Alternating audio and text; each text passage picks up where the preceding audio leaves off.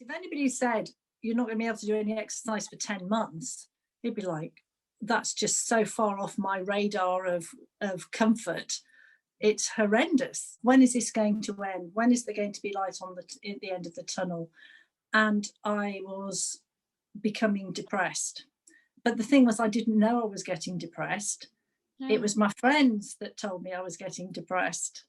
I couldn't, because I've never been depressed. So I didn't know what it was like. But I was just, I could see in retrospect, I was closing in on myself. Because there's a thing about feeling there's no real, when will this end? But the other thing is, as somebody who's always enjoyed taking exercise, you get a lot of endorphins out of taking exercise. And when you've become sedentary and not doing anything, you're not getting any of that either. So that's a double whammy, really. And so that was really quite a low point back at the beginning of November. And also winter's coming and you're just going, oh, I've been doing this for so long and I'm getting more and more unfit and I can't do anything.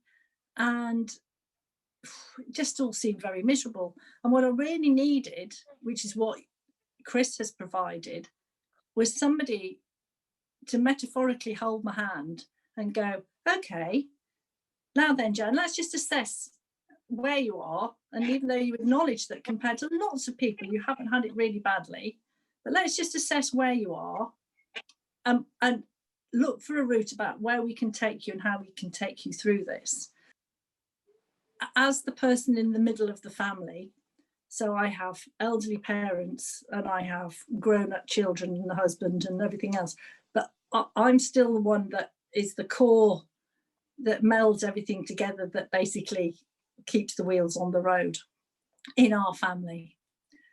And you can't really say to everybody, actually, I'm struggling, because then they all get upset and they're worried because you are, they then start worrying about you. And as a wife and mother and daughter, you don't want other people to worry about you. You need to be the strong one. And actually to be able to talk to Chris, who was somebody I didn't know from Adam, I spent quite a sizable proportion of our first interview in tears, and having never had any counselling, having somebody completely impartial that I could talk to, that was non-judgmental, very understanding, but I could share that burden with, was really, really, really therapeutic and helped me enormously. So it was having that counselling element, plus then somebody who could give me a plan about how to move forward. You're not the first that said that. A lot of people have said, you weren't really yourself, but you seem a lot more back to normal. And I am a lot more back to normal. I am. But I think I am getting to the end of long COVID as such. But there is what I now have to manage is the lack of physical fitness that that it's not just long COVID. Before I met Chris, because I was at that stage thinking, well, I don't know if I dare go out or do anything, because I think I'm then going to be. So I was very nervous about doing anything. But that's why it's been great, working with Chris, because he was able to establish what my baseline was and how we could build on that together, which I wouldn't have been able to do on my own. That's why getting depressed was I was getting into this going, well, I don't do anything and I don't go out because I didn't understand how to work with it. We are now starting to move into a slightly different phase, and it's not a black and white change, because we are, I think, zooming out of the whole situation and Jan's journey, is that we're moving from a rehabilitative focus from long COVID, and we are starting to introduce elements of my intervention, which is more linked to her deconditioning of having done nothing for 11 months. We're starting to move into another pyramid, the base of which is mobility, is balance, it's coordination, linked to the next level of exercise. And the next level of exercise for Jan is reintroducing slowly the things that she loved doing a year ago and beyond. But what we have to make sure, and you alluded to it a moment ago, is that that base needs to be deep enough and wide enough that she doesn't pop an Achilles and be out for 4 to 6 months because we've gone at it too soon, just in the same way that we wouldn't go at it too soon through fear of a relapse when she was battling the sort of the spearhead of long COVID. So we're making excellent progress, but it's always with this this warning sign that we can always go too hard too soon, regardless of how much progress we've made. So we have to be very careful because, and this is one of the biggest things that I learned from Jan, probably quite early on, actually. It was late November, December time, and it was actually that the physical challenges associated with long COVID is a relatively flat line. Things change, symptoms change, but the way you feel about it is, I mean, or the actual physical symptoms are quite flat line. But the more you go through this, the longer the journey becomes, the more of a mental challenge and a battle it is. It supersedes the physical stuff.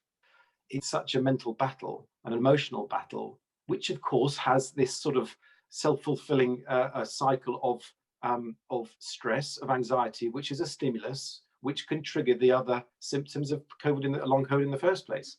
So it's very easy to see how that spiral can get deeper and longer, but we have to find a way of breaking it. And thankfully, I think we broke it not before time with Jan.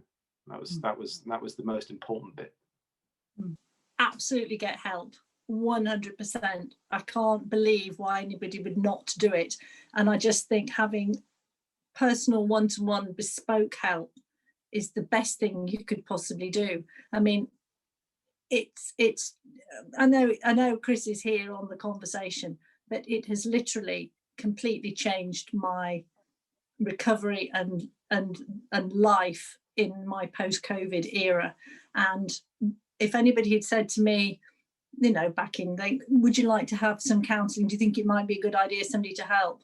I might have gone, oh, well, I'm probably all right on my own. And I would now say absolutely 100% it's the best thing you can invest in. You have a huge impact on that individual's life, and you need to make a huge impact on that individual's life, because the alternative is so grave and the steps back that you can take with one wrong move are so vast that you've got to be on it from the first session onwards. And the CAWS Rebuild course gives you that confidence and gives you that grounding so that you feel like you can impart that knowledge in a way that gives the individual client this self-managing ability. And that's the best thing I can say about the course and the subsequent relationship that myself and Jan have had.